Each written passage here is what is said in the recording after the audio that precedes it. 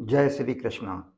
गीतांक 36 श्रीमद् भागवत गीता, दूसरा अध्याय, श्लोक 2.31 और 2.32। युद्ध करना छात्र धर्म। प्रस्तुति योगियांश रमेश चंद्र भार्गव। प्रिय धर्म प्रेमियों, पिछले अंक गीतांक 35 में हमने श्लोक क्रमांक 2.29 और 2.30 इन दो श्लोकों के अंतर्गत शरीरी की अलौकिकता और देहदेही प्रकरण के उपसंहार का स्वाध्याय मनन किया। इसके बाद अगले दो श्लोकों में भगवान अर्जुन को बताते हैं कि युद्ध करना उसके लिए क्यों जरूरी है।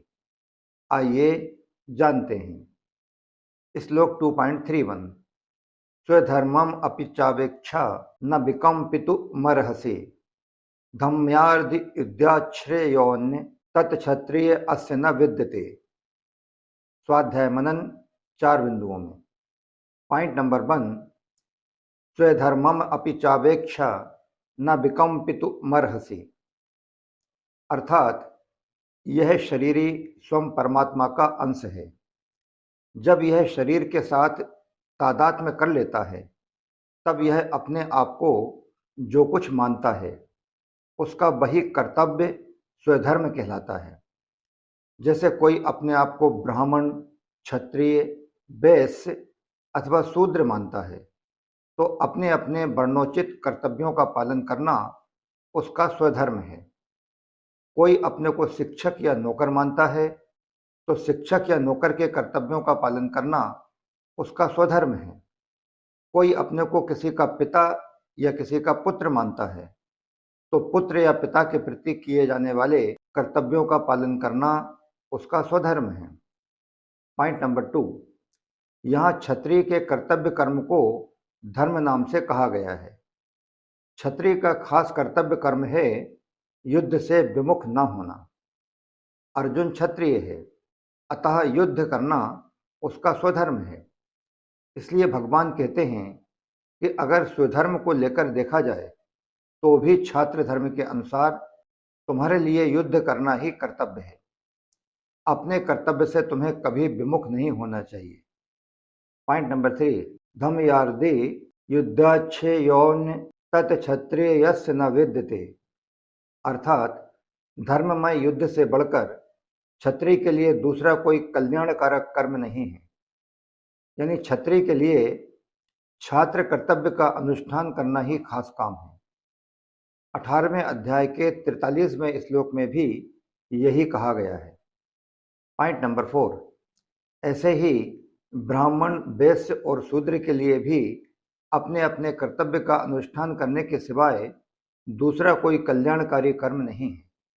अर्जुन ने 7वें श्लोक में प्रार्थना की थी कि आप मेरे लिए निश्चित कल्याण की बात कहिए। उसके उत्तर में भगवान कहते हैं कि कल्याण तो अपने धर्म का पालन करने से ही होगा। किसी भी दृष्टि से अपने धर्म का त्याग करना कल्याणकारक नहीं है। अतः तुम्हें अपने युद्ध रूप धर्म से विमुख नहीं होना चाहिए।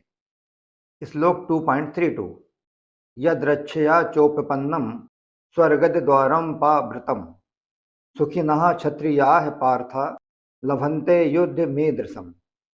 स्वाध्याय मनन 6 बिंदुओं में। पॉइंट नंबर 1, पांडवों से जुआ खेलने में दुर्योधन ने यह शर्त रखी थी कि अगर इसमें आप हार जाएंगे तो आपको 12 वर्ष का वनवास और 1 वर्ष का अज्ञातवास भोगना होगा। इस प्रकार 13वें वर्ष के बाद आपको अपना राज्य मिल जाएगा, परंतु अज्ञातवास में अगर हम लोग आप लोगों को खोज लेते हैं तो आप लोगों को पुनः 12 वर्ष का वनवास भोगना पड़ेगा। इस जुए में हार जाने पर शर्त के अनुसार पांडवों ने 12 वर्ष का वनवास और 1 वर्ष का अज्ञातवास भोग लिया। पॉइंट नंबर 2, उसके बाद जब उन्होंने अपना राज्य मांगा तब दुर्योधन ने कहा कि मैं बिना युद्ध किए सुई की नोक जितनी जमीन भी नहीं दूंगा। दुर्योधन के ऐसा कहने पर भी पांडवों की ओर से बार बार संधि का प्रस्ताव रखा गया, पर दुर्योधन ने पांडवों से संधि स्वीकार नहीं की। पॉइंट नंबर 3, इसीलिए भगवान यहाँ दूसरे अध्याय के 32वें श्लोक में अर्जुन से कहते हैं, यदृच्छया चोपपन्नम स्वर्गद द्वारम पावृतम, अर्थात हे पार्थ, यह युद्ध तुम लोगों को अपने आप प्राप्त हुआ है। अतः अपने आप प्राप्त हुए इस प्रकार के धर्ममय युद्ध में जो क्षत्रिय शूरवीरता से लड़ते हुए मरता है उसके लिए स्वर्ग का दरवाजा खुला हुआ रहता है। पॉइंट नंबर 4, भगवान आगे कहते हैं, सुखिनः क्षत्रियाः पार्थ लभन्ते युद्धमीदृशम्, अर्थात ऐसा धर्ममय युद्ध जिनको प्राप्त होता है वे क्षत्रिय बड़े सुखी होते हैं। यहाँ सुखी शब्द से भगवान का तात्पर्य है कि अपने कर्तव्य का पालन करने में जो सुख है वह सुख सांसारिक भोगों को भोगने में नहीं है। पॉइंट नंबर 5, सांसारिक भोगों का सुख तो पशु पक्षियों को भी होता है, लेकिन पशु पक्षियों का भोगों का वह सुख कर्तव्य विहीन होता है। अतः जिनको कर्तव्य पालन का अवसर प्राप्त होता है उन्हें अपने आप को बड़ा भाग्यशाली मानना चाहिए। लास्ट वन, पॉइंट नंबर 6, इस प्रकार अर्जुन के लिए युद्ध करना ही छात्र धर्म है। भगवान द्वारा किए गए इस वर्णन के साथ ही गीतांक 36 यहीं समाप्त होता है। इसके बाद श्लोक क्रमांक 2.33 से श्लोक क्रमांक 2.36 तक अगले 4 श्लोकों में भगवान अर्जुन के सामने युद्ध न करने से होने वाली हानि का वर्णन करते हैं। अगले अंक यानी गीतांक 37 में हम इसी का स्वाध्याय मनन करेंगे। जय श्री कृष्णा। योगेंद्र रमेश चंद्र भार्गव।